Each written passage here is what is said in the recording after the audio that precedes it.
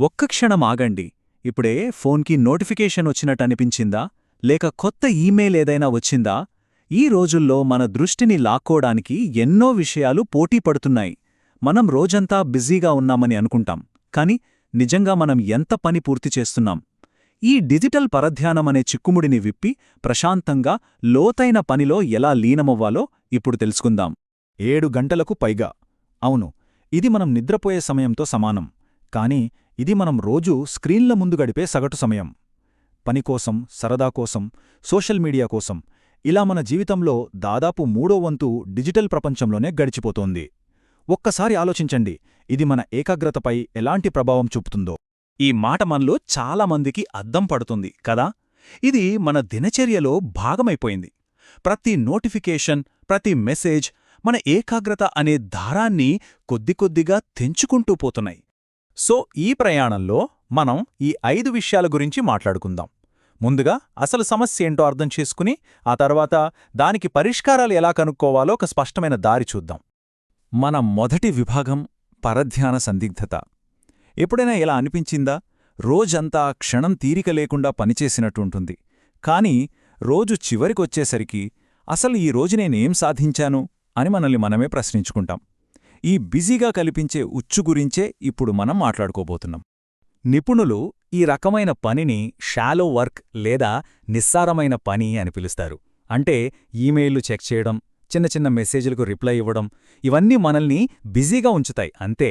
కానీ ఇవి మన నైపుణ్యాలను పెంచవు, కొత్త విలువను సృష్టించవు. చెప్పాలంటే ఇవి మన సమయాన్ని, శక్తిని దొంగిలించేస్తాయన్నమాట.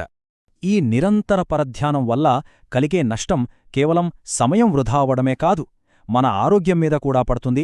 ఒత్తిడి పెరగడం, నిద్ర పట్టకపోవడం, శారీరక నొప్పులు, అన్నింటికన్నా ముఖ్యంగా రోజంతా కష్టపడినా ఏమీ సాధించలేదనే నిరాశ.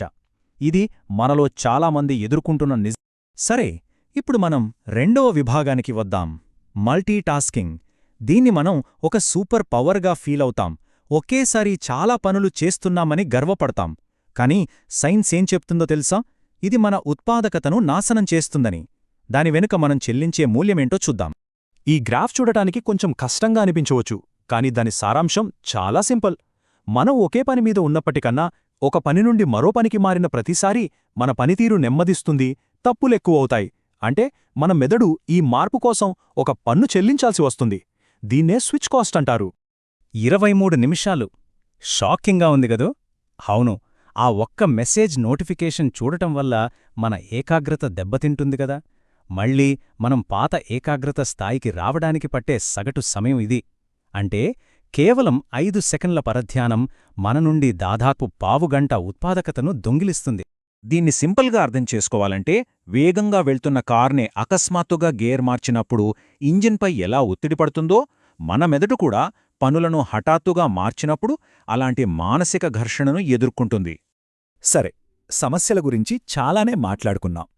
ఇప్పుడు పరిష్కారం వైపు అడుగువేద్దాం. ఈ పరధ్యానానికి అసలైన విరుగుడు ఫ్లో స్టేట్. ఇది ఒక మాయాజాలం లాంటిది. పనిచేస్తున్నప్పుడు సమయాన్ని, చుట్టూ ఉన్న ప్రపంచాన్ని మరిచిపోయి అందులో పూర్తిగా లీనమైపోయే ఒక అద్భుతమైన మానసిక స్థితి అన్నమాట. ఈ రెండిటి మధ్య తేడా స్పష్టంగా ఉంది చూడండి. ఒకవైపు ప్రగాఢమైన పని, ఇది కొత్తదనాన్ని సృష్టిస్తుంది, మన నైపుణ్యాలకు పదును పెడుతుంది. మరోవైపు నిస్సారమైన పని, ఇది కేవలం ప్రతిస్పందిస్తుంది అంతే. మన ప్రయాణం ఈ నిస్సారమైన పనుల నుండి మన సమయాన్ని తిరిగి గెలుచుకొని ప్రగాఢమైన పనికి పెట్టుబడిగా పెట్టడం. మానసిక శాస్త్రంలో దీన్నే ఫ్లో అంటారు. మనం సాధారణంగా జోన్లో ఉన్నాను అని అంటాం కదా, అదనమాట ఇది. ఒక కళాకారుడు బొమ్మ గీస్తున్నప్పుడు, ఒక ప్రోగ్రామర్ కోడ్ రాస్తున్నప్పుడు, లేదా ఒక ఆటగాడు ఆడుతున్నప్పుడు ప్రపంచాన్ని మర్చిపోతారు. అదే ప్రగాఢమైన పని యొక్క అత్యున్నత స్థాయి.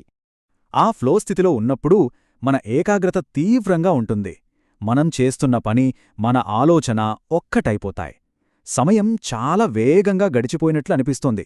గంటలు నిమిషాల్లా గడిచిపోతాయి.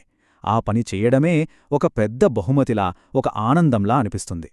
సరే, ఫ్లో అంటే ఏంటో, దాని పవర్ ఏంటో మనకర్థమైంది, బాగుంది. కానీ దాన్ని మన జీవితంలోకి ఎలా తీసుకురావాలి? ఈ విభాగంలో మనం కొన్ని ప్రాక్టికల్ టూల్స్, పద్ధతుల గురించి తెలుసుకుందాం. మన ఫోకస్ టూల్ కిట్లో మొదటి ఆయుధం పొమోడోరో టెక్నిక్. ఇది చాలా సింపుల్గా కనిపిస్తుంది కానీ చాలా శక్తివంతమైనది. ఒక పనిని ఎంచుకుని 25 నిమిషాల టైమర్ పెట్టి ఆ సమయంలో మరేది పట్టించుకోకుండా పనిచేయాలి. ఆ తర్వాత 5 నిమిషాల బ్రేక్. ఇది ఒక పరుగు పందెంలా కాకుండా చిన్న చిన్న స్ప్రింట్ల సిరీస్ లాంటిది. ఇది మన మెదడు అలసిపోకుండా చూస్తుంది. పొమోడోరోతో పాటు మన ఏకాగ్రతను కాపాడటానికి మన చుట్టూ ఒక కోట కట్టుకోవాలి. కళ్లను కాపాడటానికి 20-20-20 నియమం. మన బంధాలను కాపాడటానికి భోజనం చేసేటప్పుడు ఫోన్లు పక్కన పెట్టడం.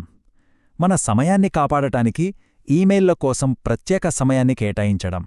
ఇవన్నీ ఆ కోట గోడలన్మాట.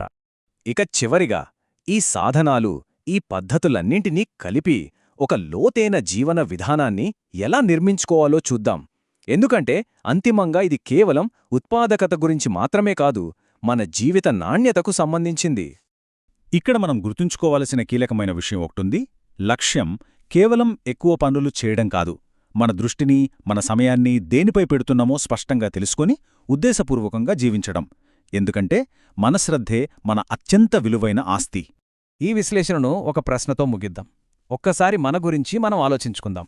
ప్రతిరోజు ఎలాంటి పరధ్యానం లేని ఒక్క గంట, కేవలం ఒక్క గంట దొరికితే మనం ఏం సృష్టించగలం, ఏం నేర్చుకోగలం? మన